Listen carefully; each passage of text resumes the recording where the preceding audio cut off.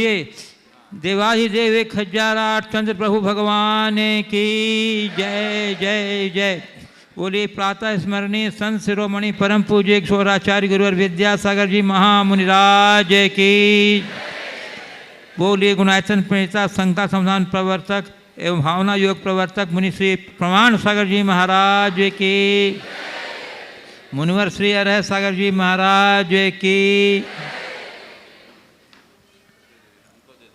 अब आगे का संचालन करने के लिए मैं ब्रह्मचारी सारांश भैया से अनुरोध करता हूँ। बंधुओं, बहुत प्रसन्नता की बात है कि देश और विदेश की यह अनुपम कृति गुणायतन का कार्य निर्माण द्रुत गति से चल रहा है और प्रतिदिन उदारमना दानदातार इसके सहयोग के लिए आगे आ रहे हैं। आज भी कुछ दानदातार आगे आए हैं। मैं उनके नामों का उल्लेख करना चाहूँगा और उनको सम्मान के लिए आमंत्रित करूँगा और चाहूँगा कि आप सभी लोग करतल ध्वनि से उनका अनुमोदना अवश्य करें। स्वर्ण दान के लिए श्री सुभाष चंद साकेत आनंद जैन छिंदवाड़ा, इन्होंने सोने की अंगूठी दान दी है। करतल ध्वनियों से इनकी अनुमोदना अवश्य करें और स्वयं भी प्रेरणा प्राप्त करें। निर्माण निधि में जुड़े हैं आरती राहुल शाह पुणे, श्री रामचंद जैन, राजेश जी जैन, मनीष जैन खंडवा, श्रीमती नीरा जैन, धर्मपत्नी सतीश चंद जैन मेरठ। करतल ध्वनियों का अवदान निरंतर जारी रहना चाहिए। निर्माण मित्र में जुड़े हैं श्री प्रकाश चंद, अशोक कुमार, राजकुमार जैन, आरोन गुना।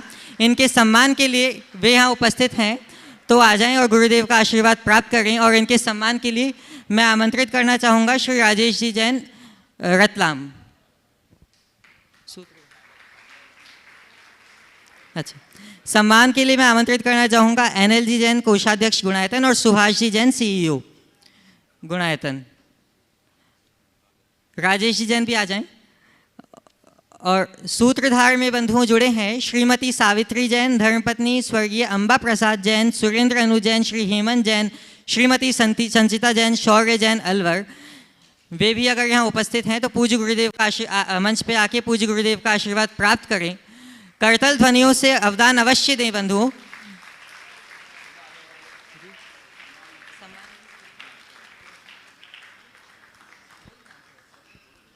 इनके सम्मान के लिए श्रीमती सावित्री जैन, धर्मपत्नी स्वर्गीय अंबा प्रसाद जैन, सुरेंद्र अनु जैन, श्री हेमंत जैन, श्रीमती संचिता जैन, ये सूत्रधार के रूप में जुड़े हैं। और इनके सम्मान के लिए मैं आमंत्रित करूंगा श्री सुनील जी जैन, सिद्धार्थ जी जैन, श्रीमती सरवती देवी जैन, धर्मपत्नी स्वर्गीय अंबा प्रसाद जैन आदि सपरिवार ने आज सूत्रधार के रूप में गुणायतन से संबद्ध हुए हैं। आज यहाँ पे गुणायतन ट्रस्टी श्री रश्मि जी पांड्या सतना से उपस्थित हैं। वे आएँ और पूज्य गुरुदेव का आशीर्वाद प्राप्त करें। इनके सम्मान के लिए मैं आमंत्रित करना चाहूँगा श्री राजेश जी अग्रवाल रतलाम और श्री ओम प्रकाश। इनके सम्मान के श्री रश्मि जी जैन, रश्मि जी पांड्या सतना, वे आए और पूज्य गुरुदेव का आशीर्वाद प्राप्त करें। और इनके सम्मान के लिए मैं आमंत्रित करना चाहूँगा श्रीमती शकुन दीदी सागर और लता दीदी लता गंगवाल गया।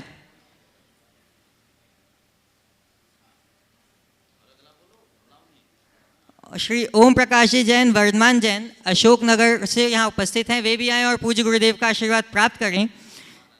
और इनके सम्मान के लिए मैं आमंत्रित करना चाहूँगा श्री एनएल जी जैन, सुभाष जी जैन, गुणायतन कोषाध्यक्ष एवं सीईओ। वर्धमान जैन का सम्मान करने के लिए मैं आवाज़ दे रहा हूँ श्री एनएल जी जैन, कोषाध्यक्ष गुणायतन एवं सुभाष जी जैन, सीईओ गुणायतन। ओम प्रकाश जी जैन, ट्रस्टी गुणायतन, आज यहाँ उपस्थित हैं। मैं उन्हें आमंत्रित करूंगा कि वे आएँ और पूज्य गुरुदेव का आशीर्वाद प्राप्त करें। और इनके सम्मान के लिए मैं आवाज़ दे रहा हूँ श्री सुनील जी जैन, सीएफओ गुणायतन एवं सिद्धार्थ जी जैन, प्रशासक गुणायतन।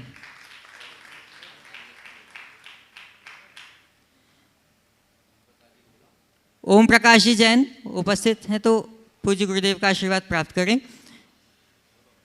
एवं राजेश जी जैन रतलाम से शिरोमणि संरक्षक गुणायतन, वे भी आएँ और पूज्य गुरुदेव का आशीर्वाद प्राप्त करें। और इनके सम्मान के लिए श्री कपूर चंद जी जैन कोटा, वे आएँ और इनका सम्मान करके गुणायतन का गौरव अभिवर्धित करें। मेरा प्रश्न ये है कि धार्मिक अनुष्ठानों के साथ साथ सोशल एक्टिविटी जैसे गरीबों को भोजन कराना, गरीबों की मदद करना, उससे भी पुण्य बढ़ाया जा सकता है क्या? देखिए, अच्छे कार्य कोई भी करो निश्चित उससे पुण्य बढ़ता है और व्यक्ति को अपनी शक्ति और परिस्थिति के अनुसार करना ही चाहिए, समझ गए। पर इतना है कि पात्रदान और सामान्य दान में अंतर है। पात्रदान हमारे मोक्ष मार्ग के प्रवर्तन में कारण होने से हमारे लिए विशिष्ट लाभदायक होता है, और आम जनों को दान करुणा बुद्धि से देते हैं, वह भी हमारे लिए किंचित पुण्य प्रदान करता है। जैसी भूमि पर हम बीज डालते हैं फसल वैसी आती है। उर्वर भूमि में बोया गया बीज बहुगुणित फलता है और ऊसर भूमि में बोया गया बीज अल्प फल देता है। इसी तरह दान हम जैसे पात्र को देते हैं वैसा परिणाम मिलता है, लेकिन दान कभी निष्फल नहीं जाता, कुछ न कुछ जरूर मिलता है। चलिए अगला। श्री एन जैन कोषाध्यक्ष गुनायतन, और उसके बाद तैयार रहेंगे दीजिए श्रीमती रेखा सुनील जैन देहरादून CFO गुनायतन। दोनों मुनियों को सादर नमन वंदन। महाराज श्री, मनुष्य एक प्राणी है जो मननशील है और गंभीर चिंताएं या गंभीर मन का ध्यान रखता है। लेकिन महाराज जी, व्यक्ति में दुर्बलताएं भी हैं, मनुष्य में दुर्बलताएं भी हैं, और व्यक्ति दूसरों की दुर्बलताओं को तो देख लेता है, लेकिन अपने स्वयं की दुर्बलताओं को नहीं देख पाता। तो मेरा प्रश्न ये है कि महाराज जी, व्यक्ति ये शासन कैसे करे दुर्बलताओं पे? बहुत अच्छा सवाल है। मनुष्य में बहुत सारी अच्छाइयाँ हैं और बुराइयाँ भी हैं। वह दूसरों की दुर्बलताओं को देख लेता, अपनी दुर्बलताओं को नहीं देख पाता। अपनी दुर्बलताओं को देखकर पहचान कर उन्हें दूर करने का रास्ता कैसे अपनाएं? आपके प्रश्न का सार यही है। सबसे पहली बात अपनी दुर्बलताओं को जानने की।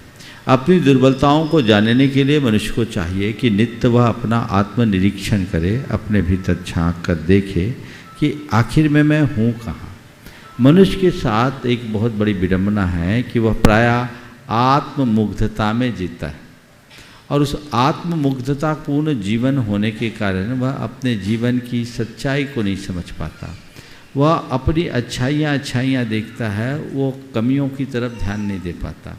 जैसे अगर आप अपने घर के कचरे को ध्यान नहीं देंगे तो कचरा साफ नहीं होगा, और कचरे का ढेर रखते रखते रखते पूरा घर गंदा हो जाता है।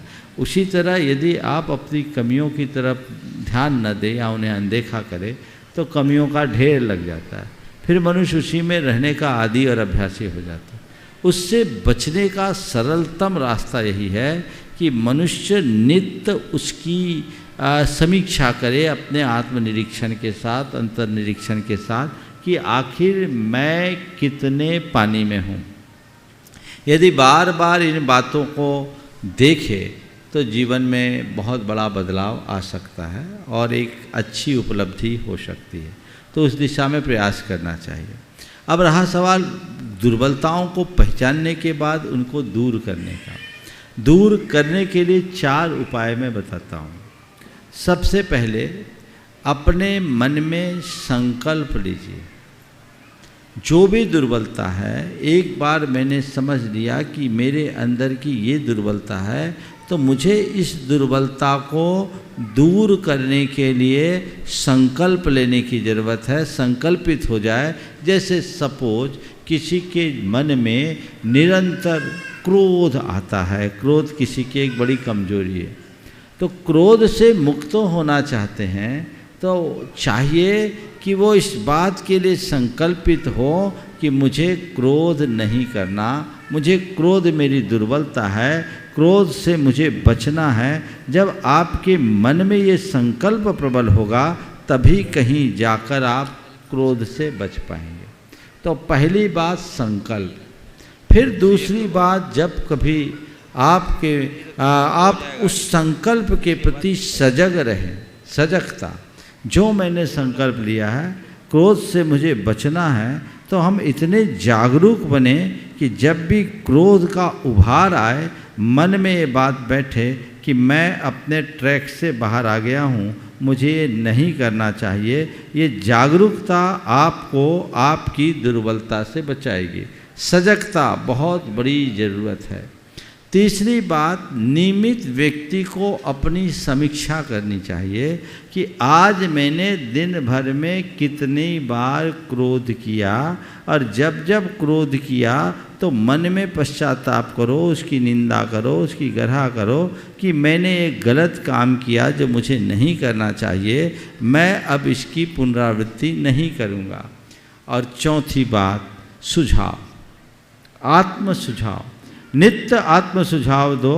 मुझे शांत रहना है, मुझे शांत रहना है, मुझे शांत रहना है, मुझे शांत रहना है, मुझे संयम रखना है, मुझे संयम रखना है, मुझे संयम रखना है, मुझे सहज रहना है, मुझे सहज रहना है, मुझे सहज रहना। ये आत्म सुझाव, जिसे आजकल ऑटो सजेशन कहा जाता है, ये आपके अवचेतन मन में बैठ जाएंगे।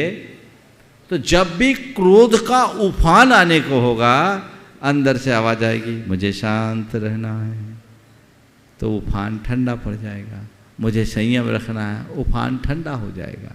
तो ये 4 ऐसे उपाय हैं, संकल्प, सजगता, समीक्षा और सुझाव के, जो हमारे जीवन में बहुत बड़ा बदलाव ला सकते हैं। तो हम इन बातों को ध्यान में रखें ताकि जीवन बदल सके। नमस्ते महाराज। श्रीमती रेखा सुनील जैन, देहरादून, और उसके बाद तैयार रहेंगे राजेश अग्रवाल, शिरोमणि समीक्षक गुणायतन। दोनों गुरुदेव के चरण में मेरा बारंबार नमोस्तु नमोस्तु नमोस्तु। महाराज श्री, आजकल अभिभावक अपने बच्चों को बहुत अधिक प्यार करते हैं। यदि वह घर आकर टीचर की शिकायत करता है तो फौरन टीचर से लड़ने चले जाते हैं। शिक्षा उनके जीवन में क्यों जरूरी है? फिर से बोलिए, थोड़ा इतना फास्ट बोले मैं सुन नहीं पाया। महाराज श्री, आजकल अभिभावक अपने बच्चों को बहुत अधिक प्यार करते हैं। यदि वह घर आकर टीचर की शिकायत करता है तो फौरन टीचर से लड़ने चले जाते हैं। शिक्षा उनके जीवन में क्यों जरूरी है यह नहीं समझाते।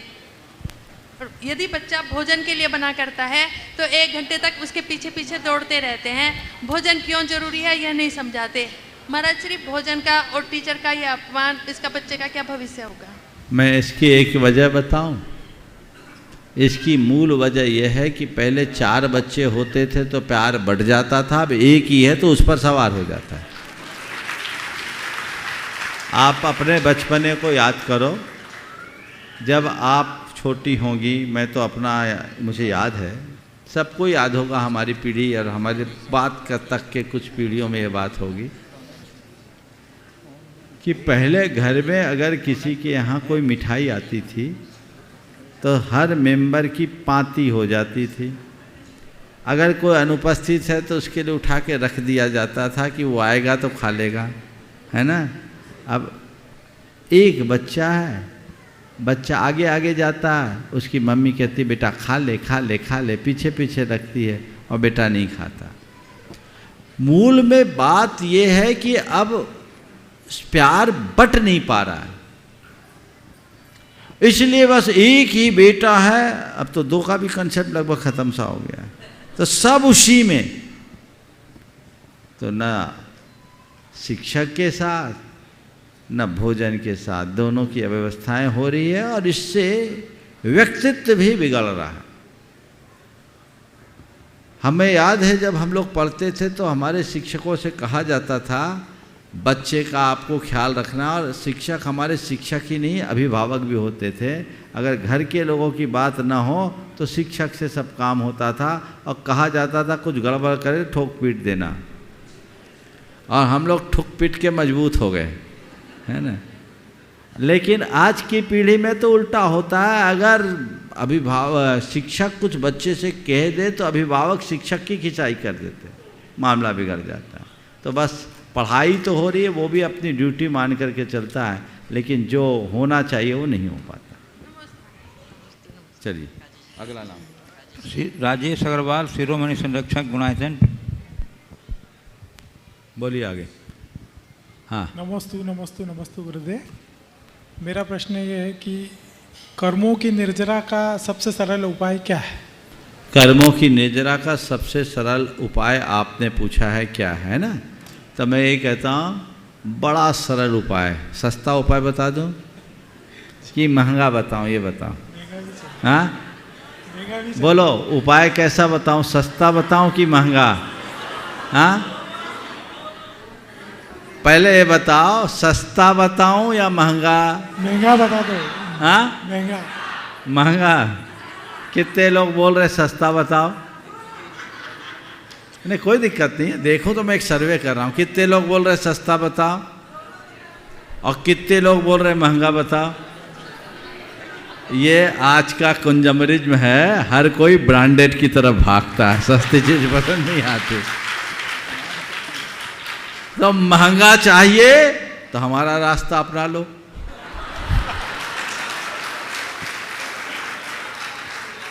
महंगा चाहिए तो हमारा रास्ता अपना लो। ब्रांडेड ही चाहिए ना तो हमारा ब्रांड देखते हो कोई नहीं पिट सकता, कभी नहीं पिटेगा। तुम्हारे ब्रांड की तो रोज बैंड बजती है। ये महंगा मार्ग है जो त्याग, तप, संयम और क्षमता से फलता है, वही हमारी निर्जरा का विशिष्ट कारण बनता है। लेकिन आप घबराइए नहीं, मैं आप लोगों को हताश नहीं करूँगा। मैं आपको बड़ा सरल और सस्ता रास्ता बता रहा हूँ कर्म निर्जरा का। तुमसे त्याग तप नहीं हो सकता, कोई चिंता नहीं। तुम व्रत उपवास नहीं कर सकते, कोई परवाह नहीं। तुम दान पुण्य नहीं कर सकते, कोई फिक्र नहीं। भगवान का नाम भर ले लो, तुम तर जाओगे।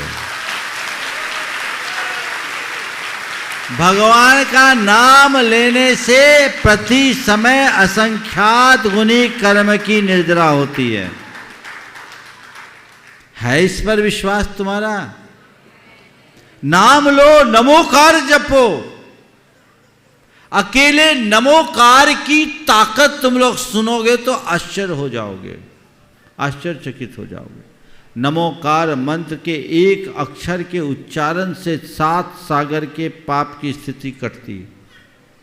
नमोकार के एक पद के उच्चारण से जैसे नमो अरिहंतानम बोलने मात्र से 50 सागर के कर्म की स्थिति घटती है, और एक बार नमोकार मंत्र बोल लेने से 500 सागर की स्थिति घटती है। कितना सुगम उपाय है, पर तुम लोग ऐसे मूढ़ हो कि वो भी समझ में नहीं आता। स्वीकार करो, शास्त्र कहता अरहंत नमो यारो संपई बंधा दो असंख्य गुण कम क्षय कारवोती तम्मा भोयन पायन यान पचावन सब कज्जेसु भत्ती ये नमोकारम कुज्जा।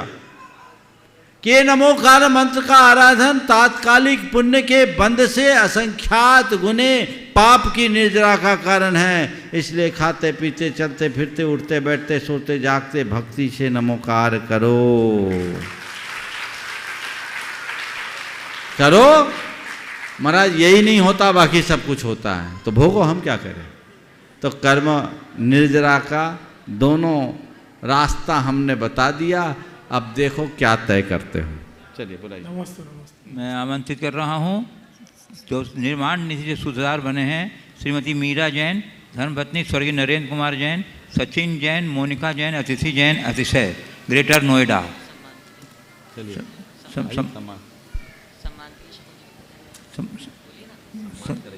सम्मान के लिए मैं आमंत्रित कर रहा हूँ शकुन दीदी को और जैन। चलिए जब तक सवाल के लिए बुलाओ, बुलाओ, हाँ बुलाओ नाम है अध्यक्ष उमर समाज।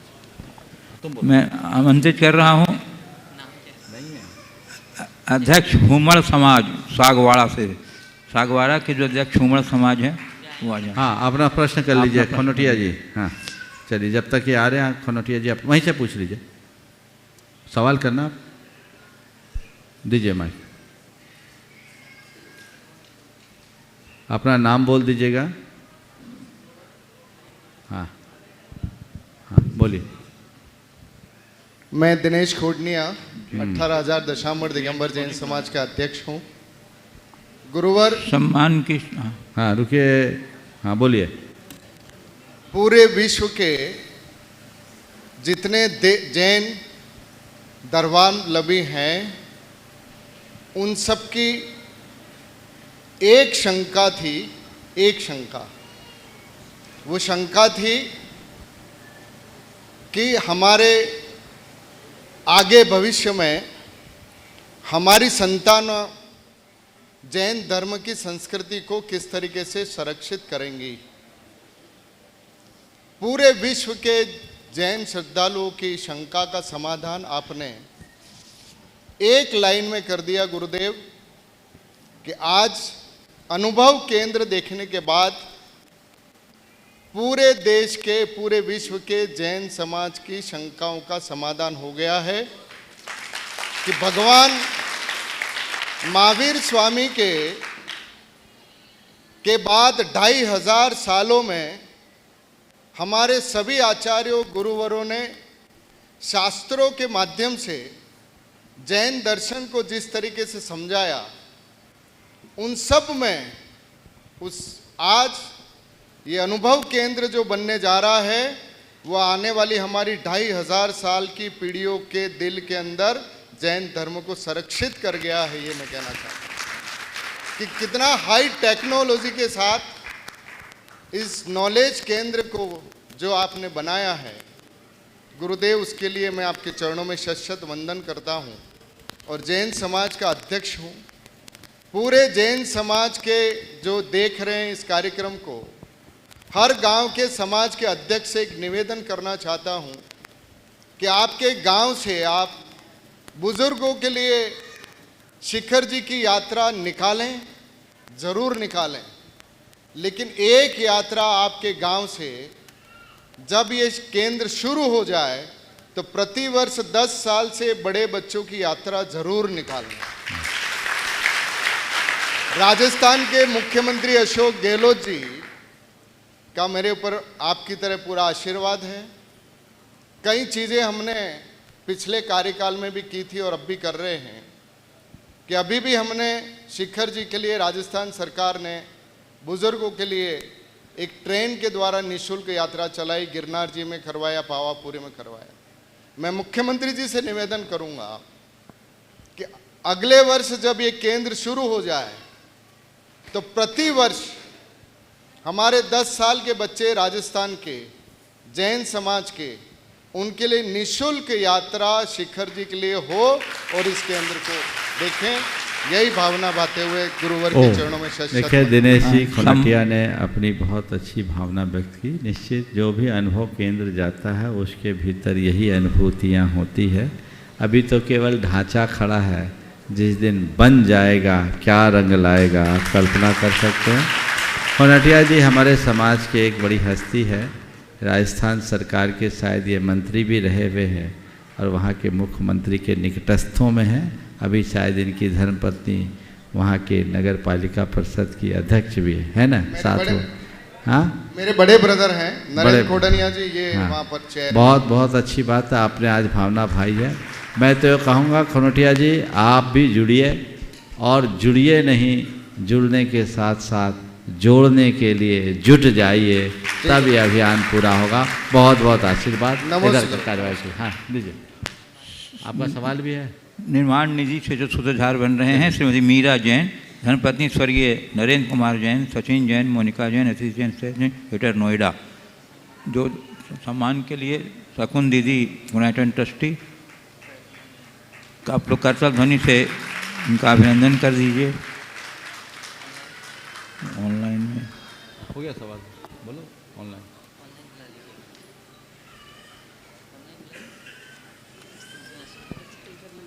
ओ चलिए, हाँ बोलिए। अब आगे के सत्र का ऑनलाइन प्रश्नों के द्वारा मैं बढ़ाता हूँ आगे। तुम बोलो। सीमा जैन उस्मानपुर, कुछ लोग कहते हैं पहले लिए गए नियमों को गर्भावस्था में खोलने पर दोष नहीं लगता, क्या ऐसा हो सकता है? देखिए, पहले लिए हुए नियमों को गर्भावस्था में तोड़ने में दोष नहीं लगता, ऐसा नहीं है। हम पहले माँ बहनों से पूछे, उनने गर्भावस्था में उपवास भी किए हैं। यहाँ भी कई माताएं होंगी जिन्होंने अपने 9 महीने के प्रसूति काल में उपवास किए होंगे। किए हैं तो हाथ उठाइए थोड़ा, है ना। देखिए 5-7 नाम उठ रहे हैं जिसमें कई तो नई उम्र की महिलाएं भी हैं। तो ऐसा नहीं है, नियमों का निर्वाह करना चाहिए, नियमों को तोड़ना नहीं चाहिए। पर किसी वजह से अगर नियम टूट जाए तो उसको आगे संचालित करने के लिए दृढ़ प्रतिज्ञ रहना चाहिए, उसमें किसी भी प्रकार की कमी नहीं होने देना चाहिए। चलिए जल्दी बोलो, फटाफट प्रश्न। अगला प्रश्न है राजेश जैन RI गोपालगंज सागर से। गुरुवार, निष्कामता और आसक्ति। आसक्ति व्यक्ति के जीवन में सुख और दुख के चयन में गड़बड़ा देती है, जबकि निष्कामता व्यक्ति की जिंदगी को 4 बातों से गुजारती है: संभालना, साधना, संवारना और स्वीकारना। फिर से बोलिए। संभालना, साधना, संवारना और स्वीकारना। गुरुवार, मनुष्य होने का आनंद आसक्ति में क्यों देखा जाता है, निष्कामता में क्यों नहीं? देखिए, व्यक्ति की दुर्बलता है, अनादि के संस्कार आसक्ति से भरे हैं, इसलिए वो आसक्ति की बातें ज़्यादा करता है। लेकिन अगर व्यक्ति को अपने जीवन की समझ आए तभी निष्कामता को प्रकट कर सकता है। जिस व्यक्ति की बुद्धि मोहाभिभूत रहती है वो आसक्ति में ही जीता है। आसक्ति एक ऐसी दुर्बलता है जो मनुष्य को जीवन की वास्तविकता को नहीं जानने देती। आसक्ति सदैव आश्वासन देती है कि ये करो तो मिलेगा, ये करो तो मिलेगा, ये करो तो मिलेगा। वो हमारे अनुभव को प्रकट नहीं होने देती। यदि मनुष्य अपनी अनुभूति को ठीक तरीके से समझने लगे तो उसके अनुभव पर अभी आसक्ति हावी है। जिस दिन आसक्ति पर अनुभव भारी हो जाएगी उसी क्षण उसके जीवन में निष्काम वृत्ति पनप जाएगी और वो अपने जीवन को आगे बढ़ाने में सक्षम और सफल हो जाएगा। मैं चाहता हूँ इस सभा में अगर किसी को कोई सवाल करना है तो हाथ उठा दे और वहीं मंच पे माइक दे दो, वहीं दे दीजिए, अपना नाम बोल के करो।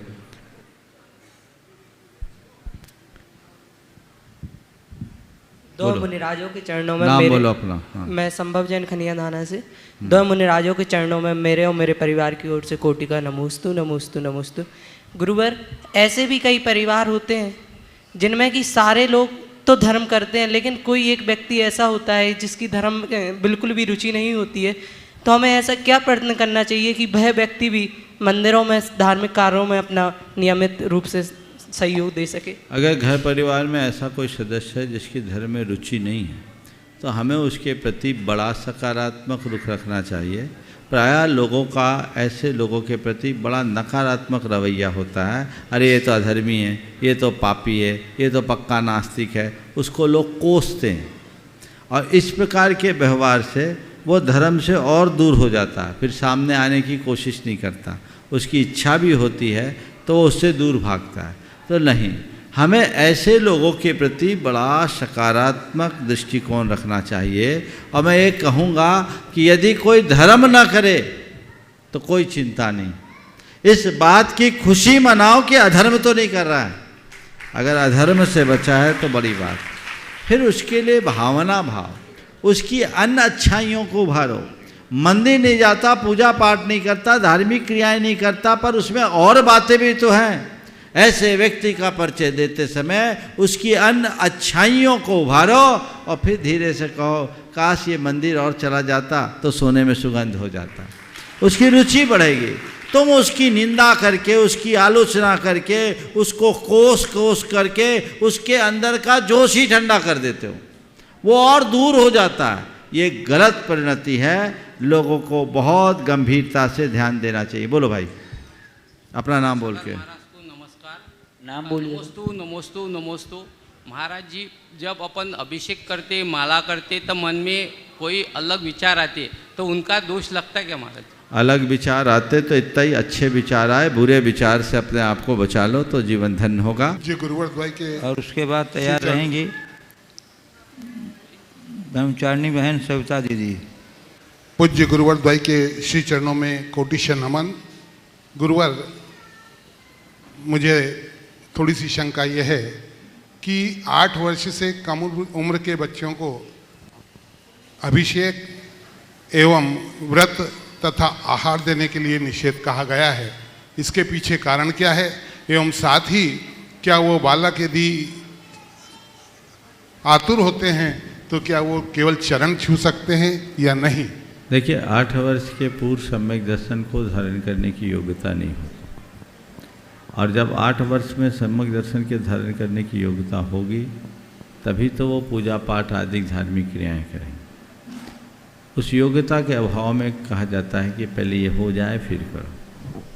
अब बच्चों में संस्कार है, वो चाहते हैं तो उनको ले जाओ, उनका हाथ लगवा लो। और 8 वर्ष में भी कहाँ से, गर्भ से लेकर 8 वर्ष मान्य किया जा सकता। जी गुरुदेव। चलिए, तो चरण तो छू सकते हैं? छू सकते हैं जी गुरुदेव। बोलिए अगला नाम। ब्रह्मचारी बहन सविता दीदी, उसके बाद तैयार रहेंगी ब्रह्मचारी बहन निकिता दीदी।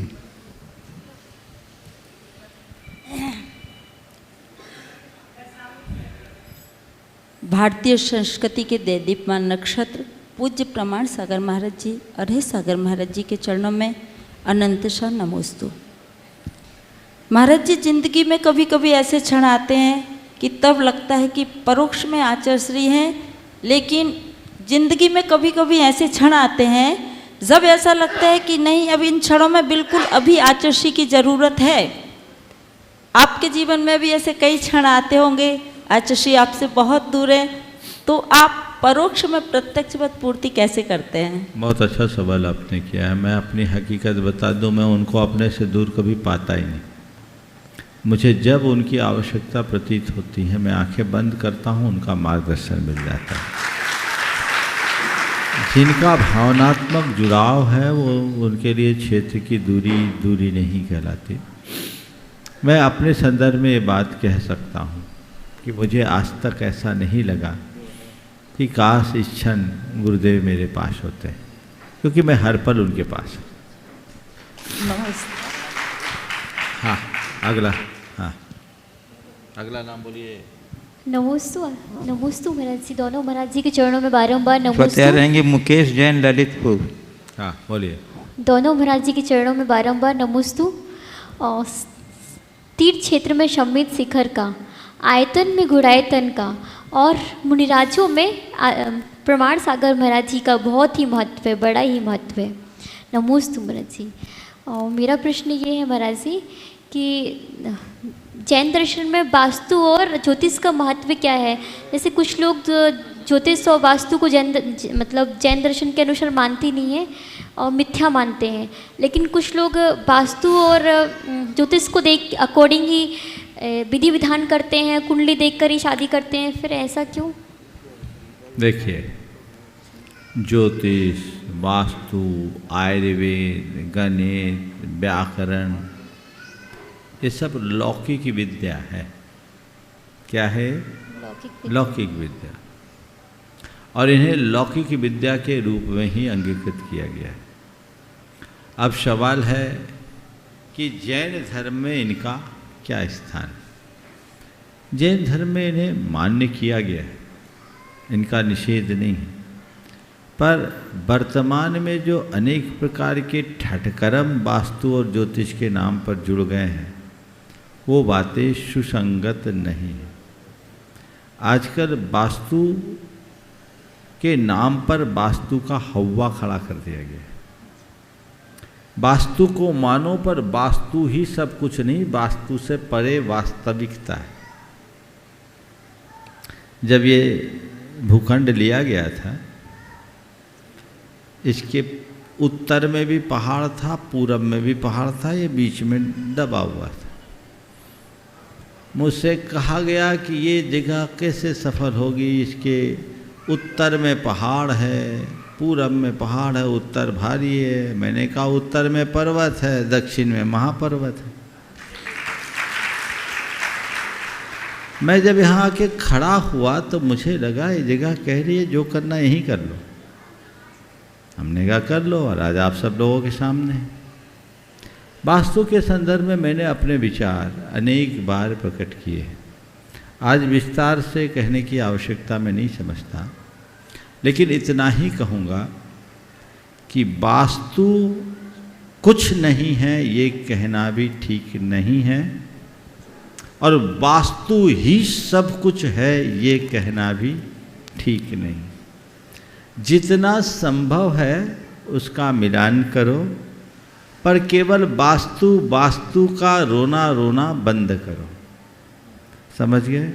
वास्तु से बड़ा पुण्य और पाप होता है। मेरे संपर्क में एक बहुत बड़े वास्तुविद रहे, जो वर्तमान में शायद नहीं है, मिस्टर आर पच्चीकर, वो इतने बड़े वास्तुविद थे कि व्यक्ति के देहरी पर पैर रखते ही उस व्यक्ति की वास्तविकता बता देते। एक दिन उनके एक मित्र थे जो उनको मेरे पास लेकर आते थे। उन्होंने कहा, महाराज जी ये सारी दुनिया का वास्तु सुधारते हैं, खुद का नहीं कर पा रहे। ऊंची पूरी काठी थी, अलग पर्सनालिटी थी, 6 फीट 5 इंच के थे वो, हट्टे कट्ठे। उनकी 2 बेटियां थी, दोनों 6 फीट 3 इंच 6 फीट 2 इंच। उनका विवाह नहीं हो पाया, बेटे भी उनके ऐसे ही थे।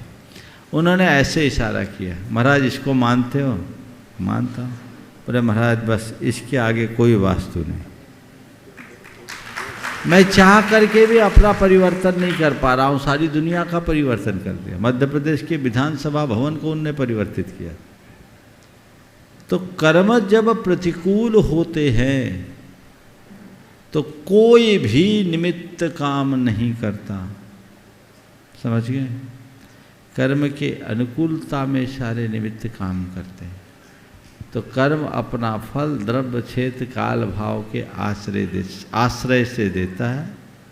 वास्तु की शुद्धि उसमें क्षेत्र शुद्धि है, समझ गए? तो द्रव्य क्षेत्र काल भाव चारों का अवलंबन लो, केवल एक को पकड़ करके बैठने से क्या होगा। अब दूसरा सवाल है ज्योतिष का। ज्योतिष को मानो, ज्योतिष अध्यात्म में सहायक है, लेकिन ज्योतिष के नाम पर जो भांति भांति के थोथे कर्म कांड चल पड़े हैं, उसने ज्योतिष विद्या को ही बदनाम कर दिया। मुझसे किसी ने एक बार पूछा, महाराज आपका ज्योतिष पर विश्वास है?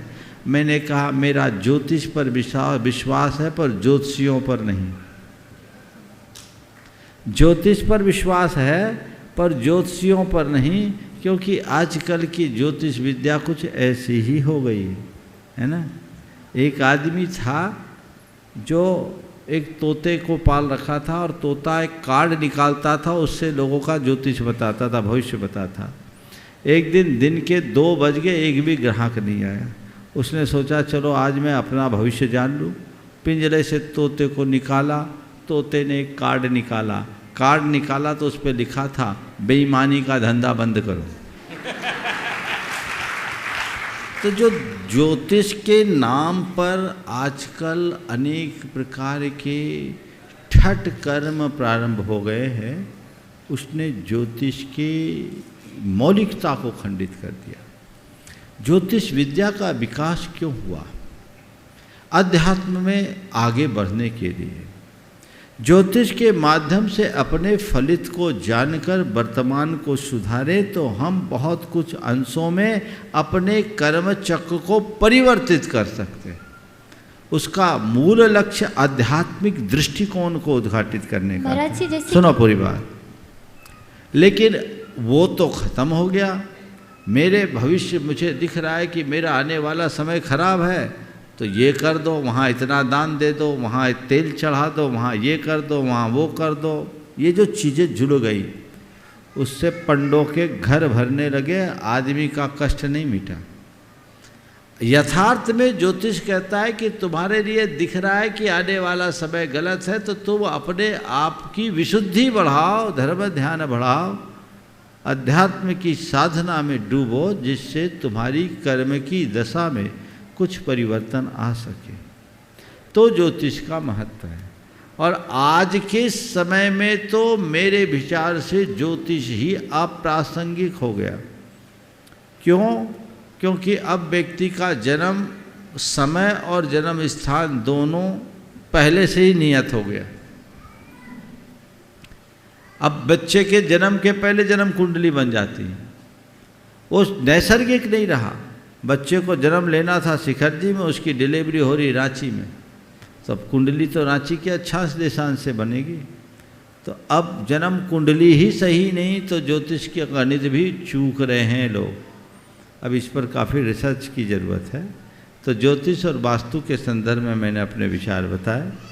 इनके नाम पर जो आजकल दुकानदारी चल पड़ी है, चाहे काल सर्प और अन्य इस तरह की उतारे की, ये सब चीज़ें कतई न ज्योतिष के हिसाब से ठीक है न धर्म के हिसाब से ठीक है। काल सर्प के विषय में भी मैं बता ही दूँ कि किसी भी ज्योतिष के मान्य ग्रंथ में काल सर्प नाम का कोई योग ही नहीं है। इस संदर्भ में मैंने अपने विचार अलग से भी प्रकट किए हैं, आप उनसे सुन सकते हैं। ऐसी कुरीतियों से बचें। हाँ, मुकेश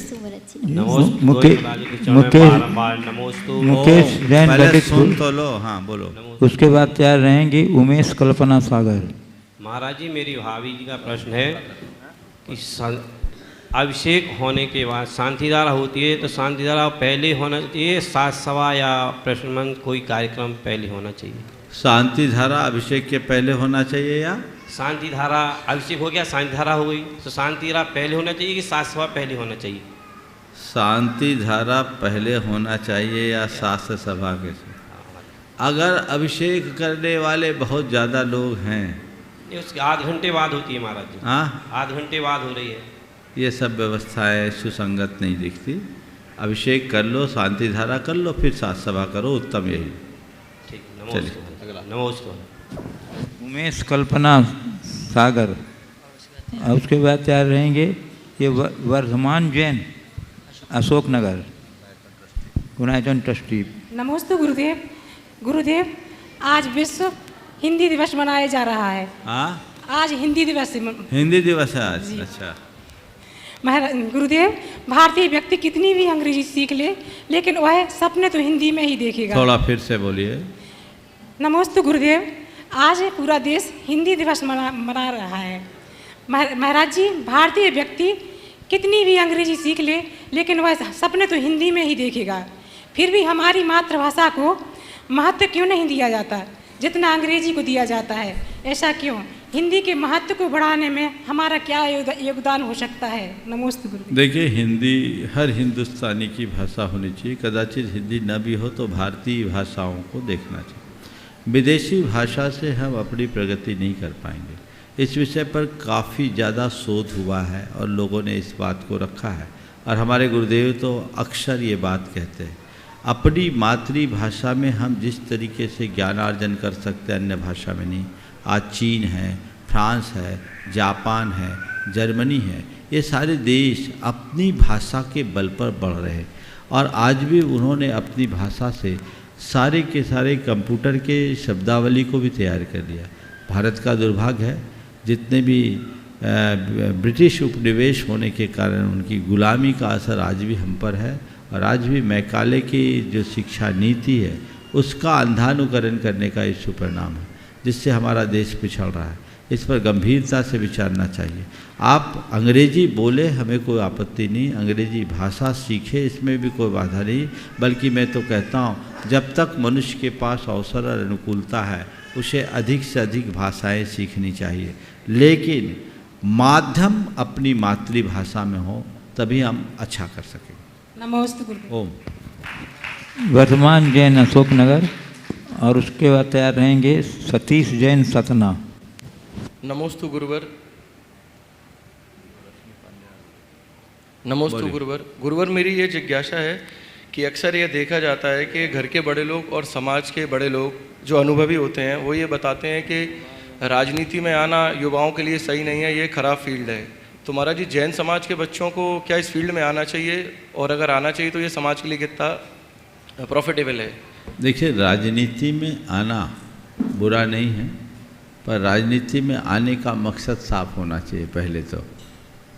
आजकल ज़्यादातर लोग राजनीति में अपना घर भरने के लिए आते, समाज की सेवा करने के लिए नहीं आते, और राजनीति का रूप भी बड़ा विकृत हो गया।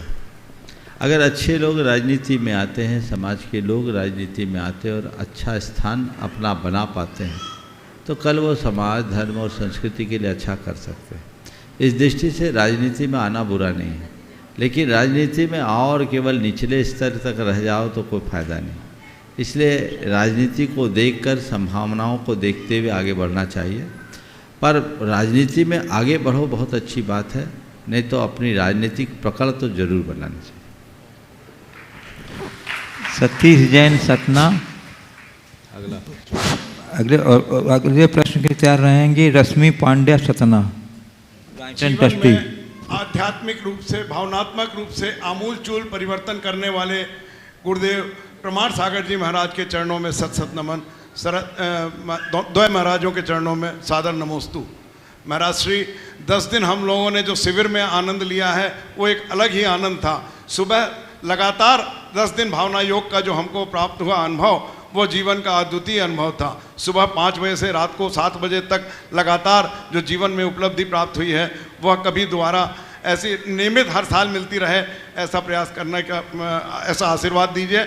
और एक बात पूछना शंका ये है कि आदमी अंतिम समय में उनके बच्चे उनको अस्पताल ले जाते हैं, ज़्यादा से ज़्यादा कोशिश ये करते हैं कि हम अपने माँ पिताजी को ज़्यादा से ज़्यादा सेव कर लें, और कई बार ये होता है कि उस चक्कर में अंतिम अवस्था उनकी अस्पताल में ही बीतती है। ऐसा क्या करें कि बच्चे हमें अंत समय में अस्पताल ना ले जाएं और धन ध्यान पूर्वक समाधि पूर्वक आपके चरणों शरण सानिध्य में हमारा जीवन बीते। देखो, बच्चे अस्पताल आपके जीवन को सेफ करने के लिए नहीं ले जाते हैं, अपने झमेले को टालने के लिए ले जाते हैं। ये हकीकत है। घर में कौन सेवा करे? अस्पताल में ले जाओ, नर्सों के चक्कर में, डॉक्टरों के चक्कर में रखो, वो उनकी सेवा करेंगे, हमें तो केवल बिल देना है, हमें तो केवल पेमेंट करना है। ये जो मनोवृत्ति है ये व्यक्ति को आगे नहीं बढ़ने देती। तो इस मनोवृत्ति को बदलना चाहिए। और एक बहुत बड़ी सच्चाई है जो कड़वी सच्चाई, संसार में कोई किसी के लिए नहीं जीता, सब अपने लिए रोता है। चाहे तुम्हारी धर्मपत्नी हो या तुम्हारे बच्चे हो या माँ बाप, ये संसार की एक बहुत बड़ी सच्चाई है। इसलिए क्या करो, अपना कर्तव्य पालन करो, और बुढ़ापे में तुम्हें बच्चों के ऊपर निर्भर न रहना पड़े वैसा सुनिश्चित करो। आत्मनिर्भर बुढ़ापा बनाओ। उससे पहले ही घर छोड़ दो, गुरु चरणों को पकड़ लो, साधु संतों से जुड़ जाओ, ऐसे धार्मिक संस्थानों में अपने आप को लगा दो जहां तुम्हें कुछ भी हो 10 जन सेवा करने के लिए तैयार हो जाए और नमोकार सुना सके। बच्चों के साथ एक और दूसरी समस्या आती है। एक सज्जन जिनको डॉक्टरों ने एकदम जवाब दे दिया, पर फिर भी अपने पिताजी को 7 दिन तक वेंटिलेटर पर इसलिए लगाए रखे कि समाज वाले क्या कहेंगे, इनने कुछ नहीं किया। मैंने कहा हद हो गई, तुम अपनी छवि को बनाए रखने के कारण अपने बाप के भाव को बिगाड़ रहे हो। तुम पूत हो कि कपूत, खुद सोचो। जिस पिता ने हमेशा कहा कि मुझे अंत में गुरु चरणों में ले जाना, अस्पताल में नहीं, पर ले गए, लोग क्या बोलेंगे? तो तुम्हें लोग क्या बोलेंगे खुद के बारे में चिंता है, अपनी इस काल्पनिक छवि की चिंता है, तुम्हें अपने आत्महित की चिंता क्यों नहीं? चिंता उसकी होनी चाहिए। और जब तक वह चिंता तुम्हारे मन में नहीं बैठेगी तब तक तुम्हारा कल्याण हो ही नहीं सकता। इसलिए सतीश भाई, मैं तुम्हारे माध्यम से तुम्हारे जैसे तमाम लोगों से कहता हूँ, अपना उद्धार चाहते हो तो अपनी जिम्मेदारी भर पूरी करो, और उसके बाद स्वयं के प्रति स्वयं की जिम्मेदारी को संभालने का संकल्प ले लो, उद्धार हो जाएगा। समझ गए? बाकी सब बेड़ा गर्क करेंगे। वहाँ बंटाधार है, यहाँ बेड़ा पार है। तय करो क्या करना है। समझ गए? चलिए। हाँ, रश्मि पांड्या सतना, और उसके बाद तैयार रहेंगी श्रीमती स्वेच्छा जैन, अशोक नगर। मुनिश्री नमोस्तु नमोस्तु नमोस्तु। महाराज जी, अभी मैं अनुभव केंद्र का इमेजनरी अनुभव करके आई हूँ। वो इमेजनरी ऐसा था कि रोंगटे खड़े हो गए, और जब रियलिटी में हम देखेंगे तो मेरा पूरा विश्वास है कि लोगों के अंदर टोटल ट्रांसफॉर्मेशन आने वाला है। और मेरा क्वेश्चन, महाराज श्री, मैं ब्लड डोनेट करती हूँ, और मेरे पास अगर कोई आता है तो यथाशक्ति मैं कोशिश करती हूँ कि उसकी प्रॉब्लम को सॉल्व करूँ, किसी भी तरह, मेडिसिन है या घर का भाड़ा देना है या कुछ भी। लेकिन अभी किसी ने मुझे टोटली कंफ्यूज कर दिया ये बोल के कि हम जैनियों को ब्लड डोनेट नहीं करना चाहिए, और दान भी करो तो उत्तम पात्र को करो। अब कोई हमारे पास ज़रूरतमंद आता है तो हम ये कैसे डिसाइड करें कि वो उत्तम पात्र है या नहीं है? तो ये बहुत कन्फ्यूज़न है, तो प्लीज़ इसको आप क्लियर कीजिए। पहले तो मैं चाहूँगा एक बार जोरदार करतल ध्वनि से रश्मि पांडा का सम्मान करें। एक बहुत अच्छी आर्किटेक्ट है और ये सब कुछ इको फ्रेंडली काम करना चाहती है, करती भी है, और एक बहुत अच्छा NGO भी चला रही है लोगों की सेवा के लिए। एक बार जोरदार करतल ध्वनि। ये गुणायतन से जुड़ने के बाद पहली बार आज गुणायतन में देखी हैं और अपने अनुभव को आप सबके मध्य रखा है। वाकई में ये प्रशंसनीय है और मैं समझता हूँ एक आर्किटेक्ट होने के कारण आपने जिस तरीके से बातों को समझा है, वो समझ अगर लोगों को आए तो उनके मुख से भी वही निकलेगा जो आपके मुख से निकला है। आने वाले दिनों में गुणायतन एक ऐसे प्रकल्प का रूप लेने जा रहा है जो हर व्यक्ति के जीवन में आमूल-चूल परिवर्तन करेगा। इसमें कोई संशय नहीं। ये अनुभव केंद्र आपके जीवन को एक नई अनुभूति देगा जो आपके जीवन के रूपांतरण का आधार बनेगा। अब मैं आपके सवाल पर आता हूँ, रक्तदान दे या न दे? पहला सवाल मैं आपसे कहता हूँ, हम लोगों की एक गंदी आदत है हर काम को पाप पुण्य के भाव से करने की।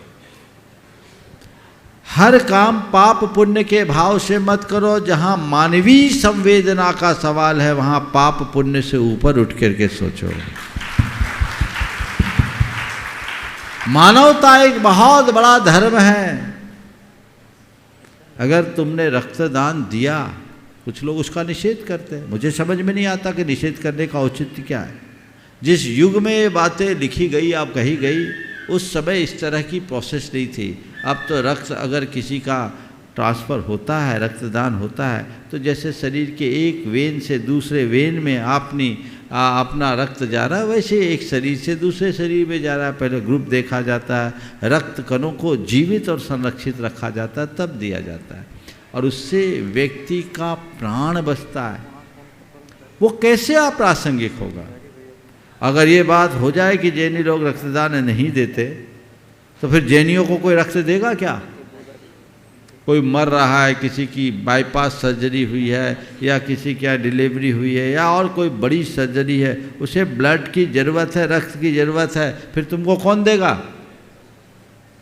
ये सब अप्रासंगिक बातें हैं। ऐसी बातें जैन धर्म को अव्यावहारिक धर्म बता देगा और जैनियों की छवि को निष्ठुर बना देगा। हालांकि जैन लोग ऐसा करते भी नहीं हैं। जैनियों के द्वारा बहुत सारे रक्तदान का कार्यक्रम संचालित होता है, अनेक स्थानों में ब्लड बैंक भी है। इसलिए ये सब चीज़ें मानवीय भावनाओं से भरकर करना चाहिए। छोटे मोटे लोगों की, दीन दुखी जीवों की सेवा करो, अच्छी बात है। जहाँ तक पात्र का है, पात्रदान धर्म बुद्धि से किया जाता है और सामान्य लोगों को सहयोग करना बुद्धि से किया जाता है। उन्हें करो और उनको कुछ ऐसी प्रेरणा भी दो कि उनका जीवन सुधर सके, तो हमारा जीवन धन्य होगा। इस प्रकार आज के इस सत्र को परम पूज्य गुरुदेव के चरणों में नमन अर्पित करते हुए मैं यहीं पर विराम ले रहा हूँ। बोलिए अहिंसा परमो धर्म की